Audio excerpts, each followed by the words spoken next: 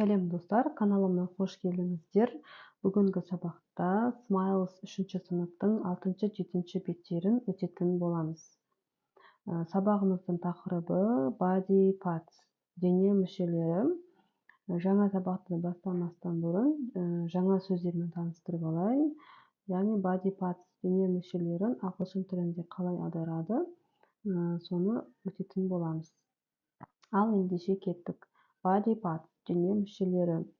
Hair, шаш, hair, eye, көз, eye, teeth, тіс, teeth, tongue, тіл, tongue, fingers, саусақтар, fingers, leg, аяқ, leg, foot, табан, foot, toes, аяқтың саусақтары, toes, hand, алақан немесе қол, arm, қол, mouth, ауыз, mouth, ear, құлақ, ear, head, бас, head.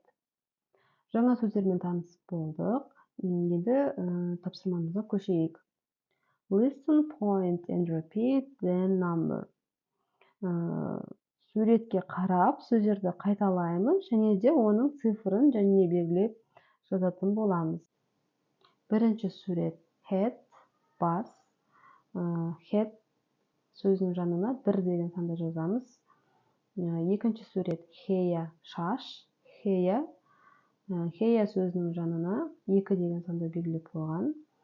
3 eyes, eyes. Төртінші сурет ears, ears. Бесінші сурет nose, nose. Алтыншы сурет mouse, mouse. Жетінші сурет hands, hands. Сегізінші сурет leg, legs. Осымен тапсырмамыз аяқталды. Келесі тапсырмаға көшетін боламыз. Rearrange the letters and write the words.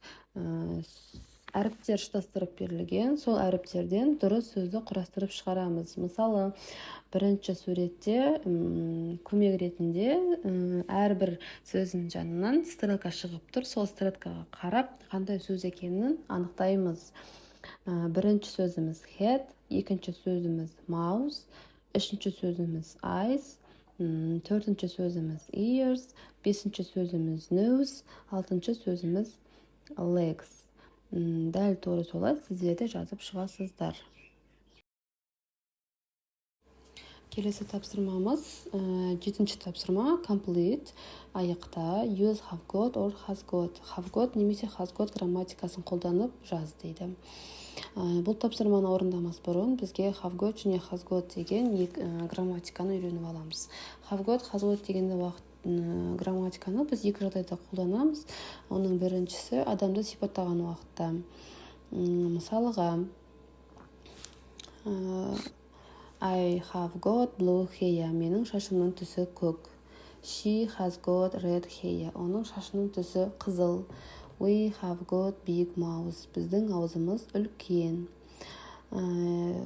He, she, it деген жағдайда has got қолданылады. Және қысқартылған уақытта his, she's, it's, got деп қолданамыз. Ал you, they, we, I деген жағдайда have got қолданылады. Және қысқартылған жағдайда you've, I've, they've, we've деп қысқартылған түрде айтамыз. Ереже түсінікті болса, тапсырмаға көше кетейік. Бірінші сөйлем we have got green eyes. Біздің көзіміз жасыл.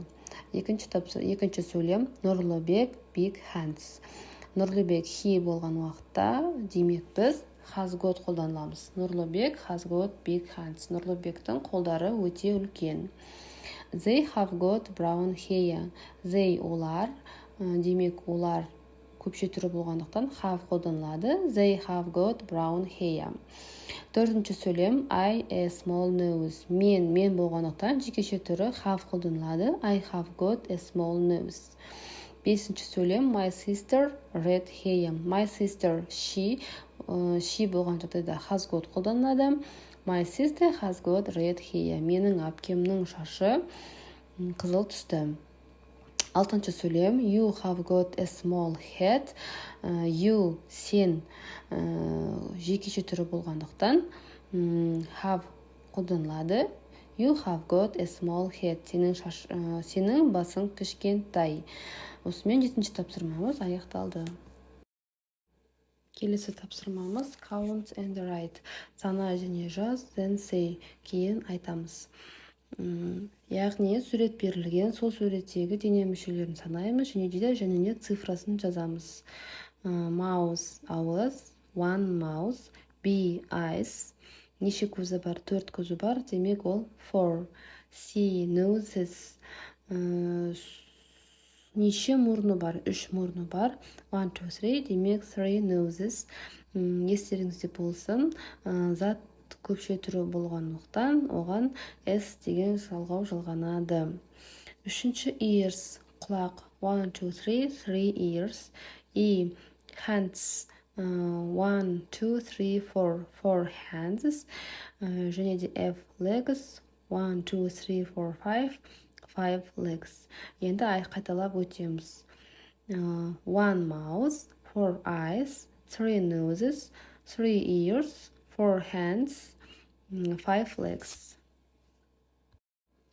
Сабақ ұнаса лайк басып, каналыма тіркеліп, қоңырау шаудан басып кетіңіз. Келесі сабақта кездескенше сау болыңыз.